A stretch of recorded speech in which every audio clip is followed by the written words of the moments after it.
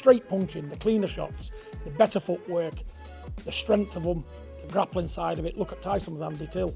You know, he's a big rough fella. You wouldn't want Tyson coming at you. Even though he's a boxer, he can cross over to MMA, and I think he'd be very good at it, Tyson. You will see.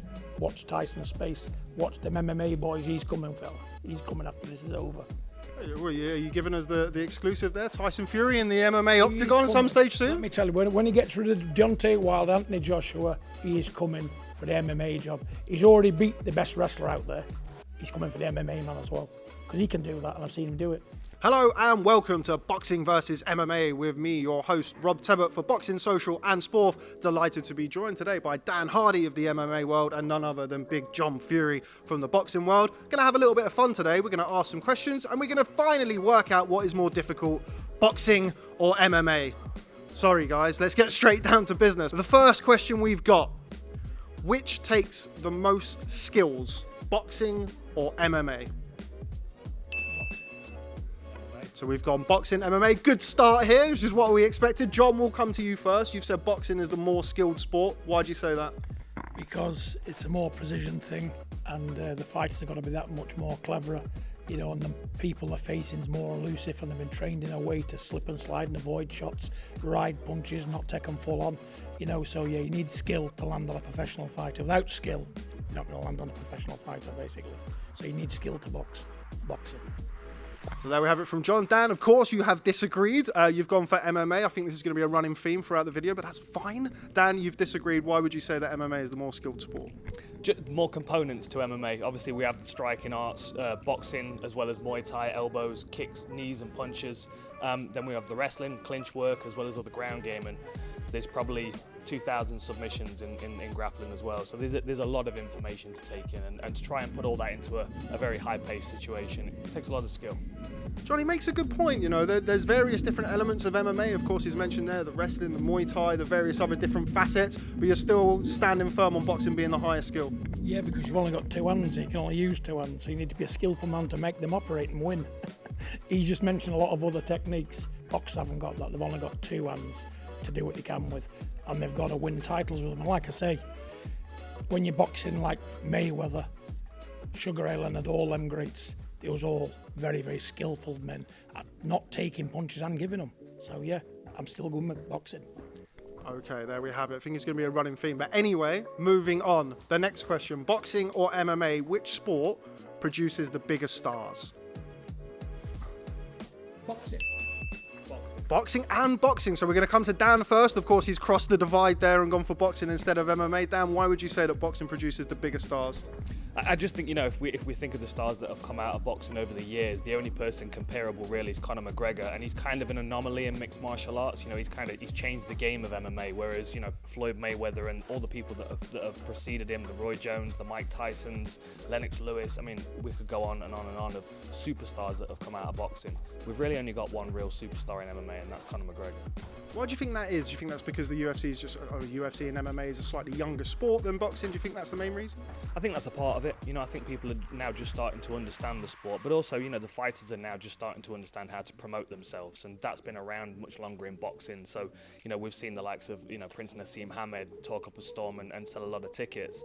It's taken a while for MMA to get to that stage, I feel. So, John, you've got him banging the drum for boxing there. Obviously, you've agreed with boxing. Why would you say boxing is the biggest sport? Like Dan's just said there, MMA is such a new thing. Boxing's been going for a few hundred years now, you know, so at the end of the day, even back to the bare knuckle days, but people just adhere to skill, you know, and these men, the way they move, the way they skate around the ring, the way they hold themselves, their character, the charisma of the people, you know, there's only one place you can showcase it, that's boxing, but MMA is coming up there quick and fast behind them all, and you'll see it will produce more stars because more people's viewing it. You know, it's value for money, but I do say boxing, not just because I'm a boxing hard nut, it's unequal boxing. It's a place, if you've got character, charisma and skill, the world's your oyster. Okay, so in agreement for that one. Let's see if that continues as we move on. Right, here's an interesting one. Which sport has the better refereeing or judging? Boxing or MMA? Better refereeing or judging? Boxing. Boxing, in agreement again. John, we're going to kick off with you. Obviously, boxing over the years, or not even over the years, as recently as a few weeks ago, has some interesting decisions, shall we say. But you've gone for boxing as the better judging or the better refereeing over MMA. Why is that? I just think the judging of boxing is a lot more harder work than MMA because the punches are going faster, you know, they're from all different angles, and the referee's got an hard job to keep pace with it all. But let me tell you something, I've seen some good refereeing in MMA. They're quality. And when I say quality, they don't let men take too much stick. You know, the right time to stop the fight, you know, as do the professional referees. But, you know, again, MMA's coming hard and fast for the refereeing as well because it's quality, but you do need to be a quality referee in professional boxing. That's why they have A-star referees, isn't it? In boxing, they've got to learn the job like the boxers have, and they are doing a good job. Fair play to all the good ones, you know, so yeah, and there's plenty of good ones out there. But MMA, keep your eye on those boys, mate. They're good referees as well. Let me tell you this much: I know I wouldn't be killed in MMA because of their refereeing. It's cracking, good stuff. Always a bonus not to be killed. Anyway, Dan, I want to talk to you about judging and scoring in MMA. Of course, it's different to what we have over in boxing. Just to explain to us the criteria in which rounds are scored in MMA. Sure. Well, I mean, we've adopted the 10-point must system in mixed martial arts, and a lot of the judges that have crossed over to mixed martial arts from the athletic commissions in the US have got a background in boxing. So the structure of the scoring is very similar. It's effective striking and grappling, followed by aggression and octagon or cage control. The primary focus is to get the fight finished, though. So we're scoring, high impact techniques. We're scoring submissions that are very close to concluding the fight. So the favorability and the scoring is now towards the striking and the submissions as opposed to the wrestling. So we're still trying to figure out the scoring in mixed martial arts. That's been a recent adjustment of like 2017, I think it was. But it's a very difficult fight to score because you've got to have an understanding of every single range when you're judging, and that's difficult even for fighters to do. Yeah, I can imagine. But you've gone for boxing here, so you've gone for boxing as the better judging scored fights. What do you think about what John's just said there about the refereeing? Obviously a fan of the way that the referees, I guess, protect the fighters from being killed, in John's words. What would you make of those comments about the refereeing and the judging? We have great refereeing in mixed martial arts. It's very rare that you see a referee let a fight go too long. And you know, they're always held accountable by the fans and by the fighters and the coaches. It's the judging where we're behind in mixed martial arts, and that's purely an understanding thing. You know, we're a young sport. As more fighters grow towards the end of their career and retire, they'll cross over to judging and generally have a better understanding of what they're watching. Whereas now we've got a lot of people who are either jiu-jitsu or kickboxing or boxing judges that are trying to understand the other facets of the sport, and it's very difficult. Next question we have here, right, this is an interesting one. Try not to upset people who are watching this, we want them to come back, but who has the most knowledgeable fan base, boxing or MMA? Ooh, no sitting on the fence, no sitting on the fence. John? I've got to sit on the fence, you know what I'm saying, because it's a difficult one, isn't it? You know, because it's two different sports, it's what people like, isn't it? You know, you either like MMA. If you love MMA, you're not going to watch boxing, are you? And if you love boxing, you're not going to watch MMA. So it's difficult. Dan, most knowledgeable fans, boxing or MMA? I've got to sit on the fence as well. I know a lot of boxing fans who are really very knowledgeable, but the same as MMA. I mean, you know, you can be obsessive about combat sports. You can live it and breathe it, even if you don't step in there and compete yourself. I just generally combat sports fans are obsessive, and there's not the same kind of division that a lot of people think. Generally, MMA fans also love boxing. If you like people being punched in the face in one sport, it's the same in the other. Okay, next question we've got coming here. I think this will raise a little bit of debate. We've spoken already about the fast rising nature of the UFC, so I want to know, in 10 years' time, what's going to be the biggest sport, MMA or boxing? Oh, okay, so we've got another disagreement. We prefer the disagreements. John, we're going to come on to you first. You've gone for boxing there as the biggest sport in 10 years' time. Why'd you say that? It's been around this long. Boxing's been around for a long, long time now. And new stars come into the game every day, charismatic stars. Everybody out there will want to box, who wants to be a fighter. And if they can get to the conventional boxing side of it first, they will do. But the MMA, like I say, is right up behind it because you get value for money. But I do say this much. All people with skill and brains and character and charisma will always go for the conventional boxing side first because it's been around longer. Dan, I'm looking forward to this one. Why would you say that MMA is going to be the biggest sport in 10 years' time? I think there are more ways to win. There's more excitement because there's more potential for the fight to be over. And the other thing as well, the main enemy of boxing is the division. There are so many different promoters and different belts. It's very scattered, so it's very rare that you get two high-level fighters facing one another. And in the UFC and mixed martial arts, that's what you get, because the majority of the best fighters in the world are on the same roster. So the matchmakers can put them together on their path to the title. In boxing, it's not quite like that. And I think that is the enemy of boxing at the moment. It's not anything to do with anything else other than the division, which is brought in by the promoters. Okay, next question we've got is, which sport, MMA or boxing, puts on the biggest and best events? Biggest and best events. We've got boxing and boxing. They're back on the same page for this one. Dan, we'll come to you first. You say boxing. Why is that? Well, it's established. We've had massive events at Wembley Arena, all the way across the US. I mean, boxing just garners a massive fan base. I mean, I was there at Maymac, and those fans were there because it was a boxing match, not because it was an MMA fight. I've been to huge events with the UFC. 50,000 seat arenas in Canada, same over in Australia. But generally, it's sort of a 20,000 seat arena, whereas the big fights for boxing always get more fans. John, I'm sure you'll agree with that. Tell us why. Promotional skills. There's some very good promoters out there. Frank Warren, Eddie Hearn, Sowell and brothers, they're all at the top of the game and they bring a lot to the table. Let's just say this much. Without the promoters, there'd be nothing, because the promoters do a fantastic job at what they do. They can bring a fighter through, get him noticed and get the crowd behind him. That's what good promoters do. They can sell you and they do a good job at that. That's why it'll always be the same way. Boxing first. Boxing first from John Fury. Okay, ahead of this weekend's bout between Jake Paul and Tyron Woodley, which you can watch on BT Sports box office, which sport has the greater transferable skills? So boxers going into MMA or MMA fighters going into the boxing ring, who stands the better chance in each other's sports?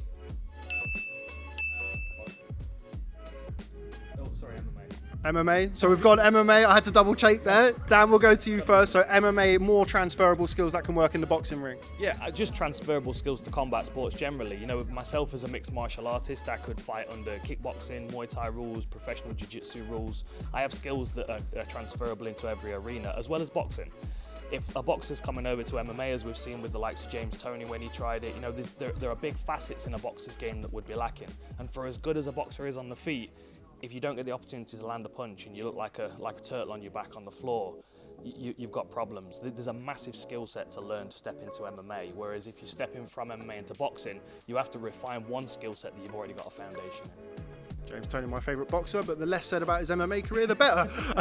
John, you've said that boxing has the greater transferable skills. Why'd you say that? I'm just going off what Tyson can do. He's a mean son of a gun with his knees, his elbows, his head, everything, And over my lifetime, I've seen a lot of fighters in the gyms, and they are rough, tough, dirty fighters. And I do believe with the right technical training for MMA, the crossover would be better, because they can throw straight punches and they can hit between a 4-inch gap where MMA can't. Some of them can't at the broadside of a barn, but professional boxers, they can deliver the shots correctly.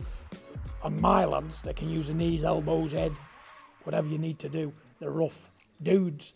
And I have not seen it with my own sons, I think with other people as well. So yeah, I just think the crossover, if you've got it all, if you're aggressive and you got balls like King Kong, you can do anything in any sport, especially MMA, and vice versa probably. But the straight punching, the cleaner shots, the better footwork, the strength of them, the grappling side of it. Look at Tyson with Andy Till, he's a big rough fella. You won't want Tyson coming at you. Even though he's a boxer, he can cross over to MMA, and I think he'd be very good at it, Tyson. You will see. Watch Tyson's space. Watch them MMA boys. He's coming, fella. He's coming after this is over. Well, yeah, are you giving us the exclusive there? Tyson Fury in the MMA octagon at some stage soon? Let me tell you, when he gets rid of Deontay Wilder, Anthony Joshua, he is coming for the MMA job. He's already beat the best wrestler out there. He's coming for the MMA man as well, because he can do that, and I've seen him do it.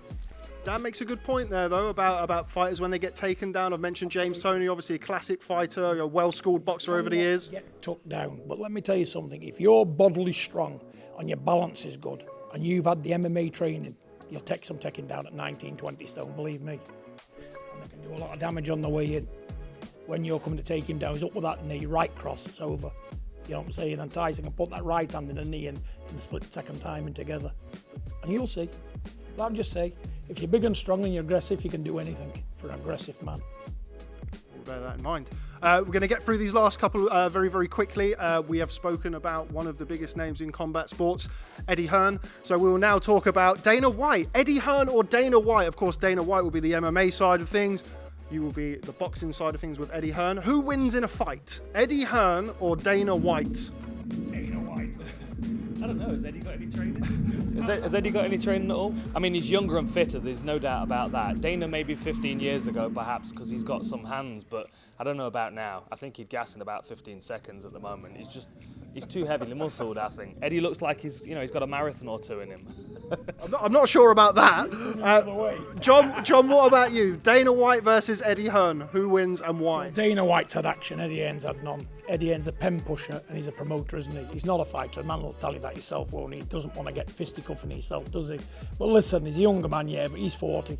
You know, an older man with ability to throw punches will beat a man with no ability and younger. So that's as far as that goes. Dana White. There we go, agreeing on that one. And of course, finally, before we let you go, we've mentioned it already, Jake Paul versus Tyron Woodley this weekend, Sunday night on BT Sports Box Office. You know where we're going with this, Tyron Woodley or Jake Paul. It feels strange to have Jake Paul as the boxing side of the argument, but Jake Paul is the boxing side of the argument. Tyron Woodley for MMA. Who wins, guys? Jake Paul. Jake Paul. Jake Paul. Dan, we're going to come to you first. Obviously, Tyron Woodley, somebody you'll be very familiar with over the time that you've spent in MMA. You're back in Jake Paul, YouTuber, ex-Disney kid to win. I just feel like, Tyron's coming to the end of his career. He's definitely got hands, he's got heavy hands, he's got a big punch on him. But I do think, 8 3-minute rounds with a big kid like Jake Paul, who's, confident in a very basic skill set, I think he'll be able to tie him up and make him work and make Tyron tired. If one of the 10 power punches that Tyron throws in the fight lands, then Jake Paul's got problems. But, big gloves and a wary guard, I think he might be able to stay safe. John, you've picked Jake Paul to beat Tyron Woodley. Why is that? I just think the business side of it, are they going to risk a man what's making them money? I don't think so. And like you say, the inactivity side from Tyron Woodley, but he has got a puncher's chance. And who knows, when Jake Paul's hit, he might stay hit. When he's hit with a solid shot, he might crumble and not recover, because time will tell.